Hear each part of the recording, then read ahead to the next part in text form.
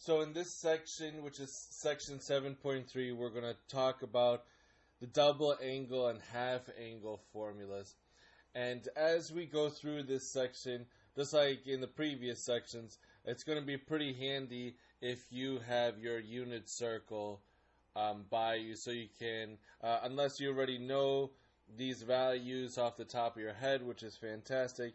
But if not, if you need a crutch, to make sure that you have this handy. We're going to go through these examples rather quickly, and we're going to make use of these values. So it's important that you have your unit circle close by, unless you know these things off the top of your head. But just like we have in the previous two sections, we're going to start this section off again with some identities. And we have two different kinds of identities. We have the double angle identities, and we also have the half angle identities. So let's first see why they're called double angle and why they're called half angle. If we start off with some angle u, if we're trying to take one of these trig functions of either 2 times u or half of u, then we can apply these different identities to that scenario. Or we can also go in reverse. If we have a formula that looks like the right-hand side, we can reduce it to something that looks like the left-hand side.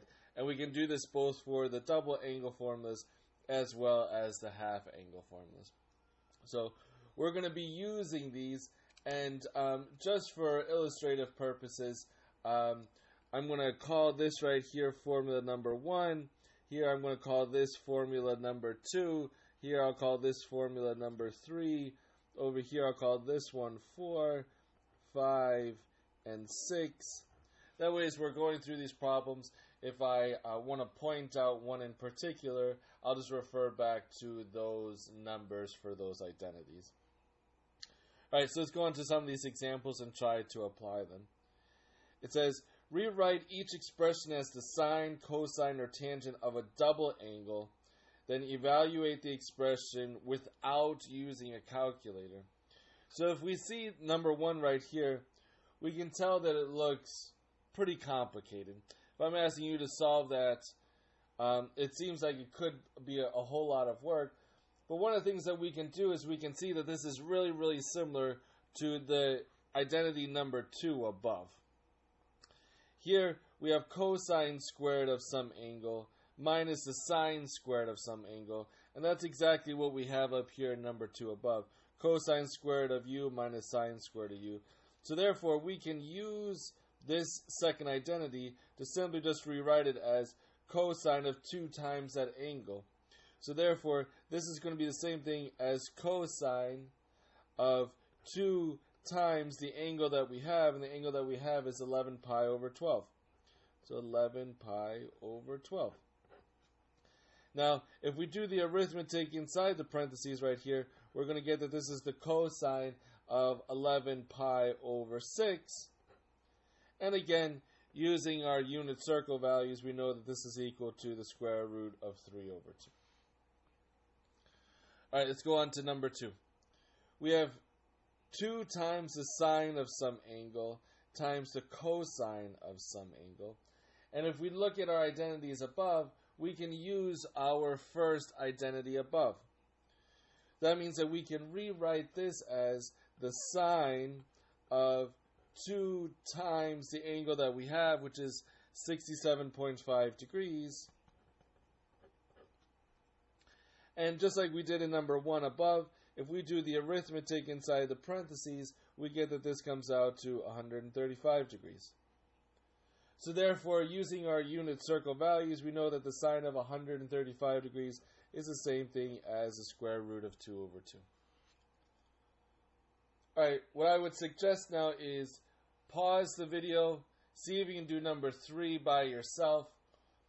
Number 3 is similar to what we were doing up here for number 1 and 2. We're going to use these identities. We're going to try to rewrite it in such a way that it becomes easier for us to do. And then we're going to try to figure out what the value is without using a calculator. Alright, so let's go on to number 3.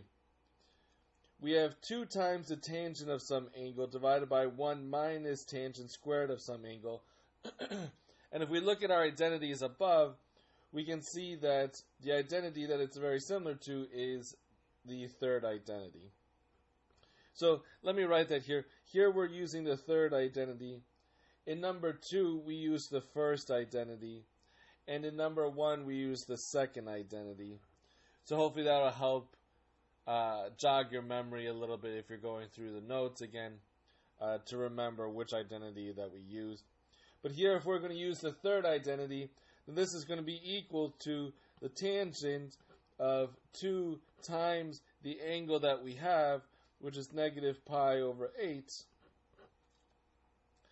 And now we're just right back to doing what we did in number 1 and 2 above. We're going to do the arithmetic inside the parentheses, so this is going to turn into negative pi over 4. And the tangent of negative pi over 4, using the values from our unit circle, this is going to be negative square roots of 2 over 2 divided by the square root of 2 over 2 for sine over cosine of that angle. And that is here clearly equal to negative 1. Alright, so now if we go down to number 4, what we can see here is that we have 2 times the cosine squared of some angle minus 1. And what we can see here, this is really similar to the second identity above. So therefore we can rewrite this as the cosine of 2 times the angle that we have, which is 105 degrees. And just like we did before, this is going to be the cosine then of 210 degrees, which using the values on our unit circle, this comes out to negative square root of 3 over 2. Right. So if we go on to the next page in our notes,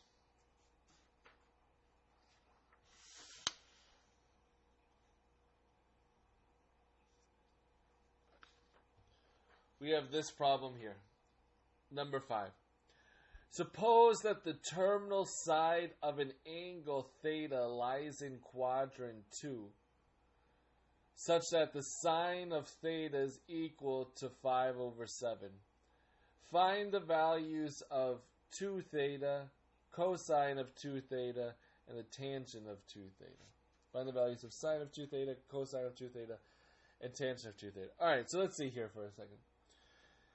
First off, we have this right here, that the sine of theta is equal to 5 over 7. And we also want our terminal side to lie in the second quadrant. So let's see here. If we have a triangle, and we call this angle down here theta, then the sine is opposite over hypotenuse. So therefore, sine is going to give us 5 over 7. So what we don't know then is this side x. So let's first figure out what x is equal to. Using our Pythagorean theorem, we know that x squared plus 5 squared is equal to 7 squared. Then x squared is going to be equal to 24, because 49 minus 25 is equal to 24. Now remember that when we take the square root of both sides, that technically speaking, we get plus or minus the square root of 24, which we should know is equal to plus or minus 2 square roots of 6. So here's the question. Do we use the positive or do we use the negative?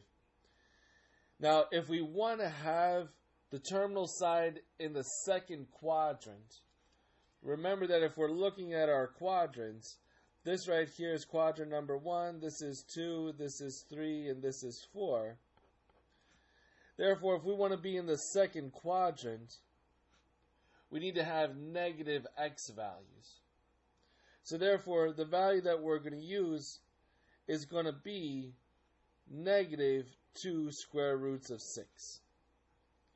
So we're going to assign this side a value of negative 2 square roots of 6. So just keep in mind that we're not saying that it has a negative length. All that we're saying is that it's negative because the x values here in our second quadrant are negative because they're to the left of the origin. Alright, so now we have the three sides of our triangle using the information that we're given for quadrant 2 and for the sine. Now what it's asking us to do is to find the sine of 2 theta.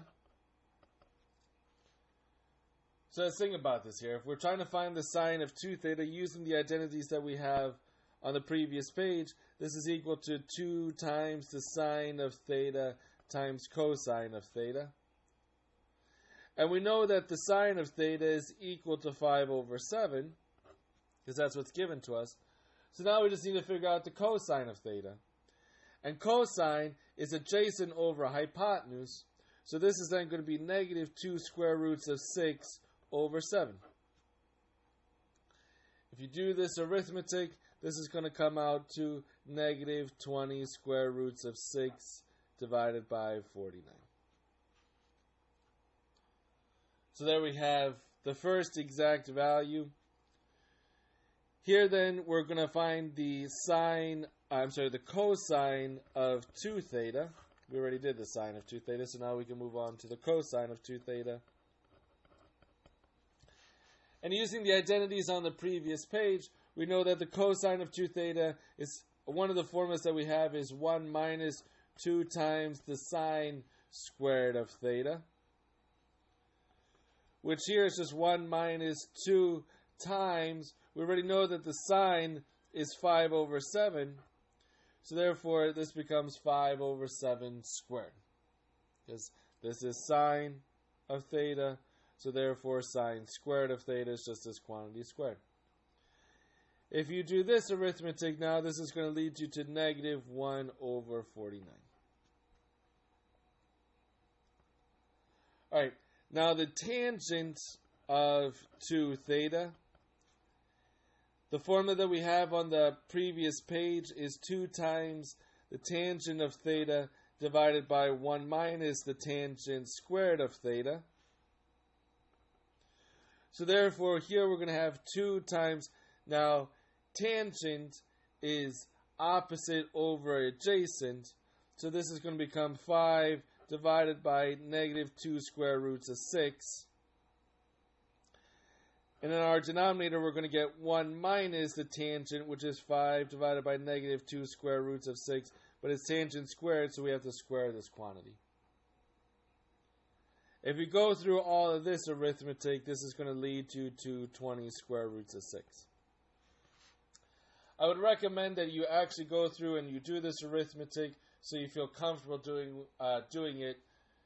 Here, these are the answers that you should be getting for that. But I feel fairly confident that all of you will be able to do that on your own, so we're going to go ahead and skip that arithmetic right here, since the information that's new to this section is setting up these formulas. Alright, so let's go on now to number 6. It says, use the half-angle formulas to evaluate the expression without using a calculator. Alright, so let's see here. We have the sine of negative 7 pi over 8. So if we're going to use the half-angle formulas, then one way that we can rewrite this is the sine of negative 7 pi over 4, and then all of this divided by 2, right? Remember that in our half-angle formulas, we had some angle divided by 2. So in order to get negative 7 pi over 4 to look like this, we would have to just divide it by 2, right? These two angles right here are mathematically equivalent. So what we have now then is that this is going to come out to plus or minus, right? Again, using the identities on the previous page. 1 minus the cosine of negative 7 pi over 4 divided by 2, which, according to our unit circle, we can figure out the value for the cosine of negative 7 pi over 4, and that is the square root of 2 over 2, We still have 2 down here in our denominator. I mean, we can simplify this here. We could simply just say that this is equal to plus or minus, if we wanted to have an additional step in here, 2 minus the square roots of 2 over 4. We could leave it as this. But basically, the main step here is to rewrite this angle right here as something divided by 2. Use the identity on the previous page. Technically speaking, the new information for this section ends right here in this step. This step right here. But then just to make sure that we're so comfortable with using our unit circle, here this value right here, the cosine of this angle, is just the square root of 2 over 2. This last step is just some simplifications. Alright, let's go on to number 7. We have the cosine of negative 15 degrees.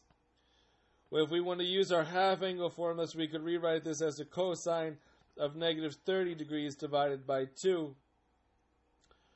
Which again, using the properties on the previous page, is going to come out to 1 plus the cosine of negative 30 degrees divided by 2. And again, using our unit circle, we're going to get that this is 1 plus the square root of 3 over 2, all divided by 2. If we want to have another simplifying step, we could rewrite it as this. Alright, then in number 8, so we've done the sine, the cosine, and now, no surprise, we're also going to do an example for the tangent.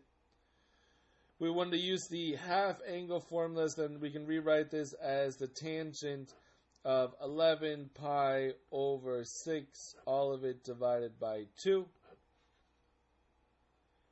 Which according to the identities on the previous page, this is 1 minus the cosine of 11 pi over 6 divided by the sine of 11 pi over 6. And using the values from our unit circle, we get that the cosine of that angle is square root of 3 over 2, and for the sine of that angle is negative 1/2. So if you wanted to do the arithmetic on this or the simplification on this, should get this right here. Alright. So let's move on to the next page in our notes. And we're continuing to use concepts that we talked about in previous sections. So it's important that you're comfortable with those concepts that we talked about in the previous sections. If some of this stuff is still a little bit fuzzy to you, like the values from the unit circle, please go back and review those lecture videos. Here we're going to be using the arc sine or the inverse of the sine. So if this concept is still a little bit fuzzy to you, go back and review that lecture video. So let's do it. It says find the exact value of the cosine of the quantity 1/2 of the sine inverse of 1/2 without the use of a calculator. So let's first start off with the sine inverse of 1/2. If we're trying to find the sine inverse of 1/2, recall that what we're trying to do is find what angle we would have to take the sine of, just the sine, in order for it to be equal to 1/2. Well, according to our unit circle, theta is going to be 30 degrees. Now, recall that there are other angles that we could use so that the sine of that angle is 1/2, but recall that the important thing, recall that the range of the arc sine must be between what? Must be between negative pi over 2 and pi over 2. So even though we can find other angles such that the sine of that angle is equal to 1/2, the only angle that we can find that is going to be between negative pi divided by 2 and pi over 2 is only going to be 30 degrees. So therefore, we just found out now that the inverse sine of 1/2 is equal to 30 degrees. So therefore, we can rewrite this as the cosine of 1/2 times 30 degrees. Now, using the identities that we had, again, now it's 2 pages ago, this is equal to the plus or minus of 1 plus the cosine of 30 degrees divided by 2. And the cosine of 30 degrees is simply just the square root of 3 over 2. And we'll leave it here for this. We won't do any other additional simplifying steps, because now we're just getting into doing arithmetic. Alright, let's go on to number 10. It says, prove each of the following. Alright, so let's see if we can prove each of the following. We want to show that the sine of 2 theta over 1 minus the cosine of 2 theta is equal to the cotangent of theta. Well, we know that the sine of 2 theta is equal to 2 times the sine of theta times the cosine of theta. And that 1 minus the cosine of 2 theta is the same thing as 1 minus cosine of 2 theta we had is 1 minus 2 times the sine squared of theta. And we want this to be equal to the cotangent of theta. Well, we're not going to touch the numerator here for a second. I'm just going to copy down the numerator again.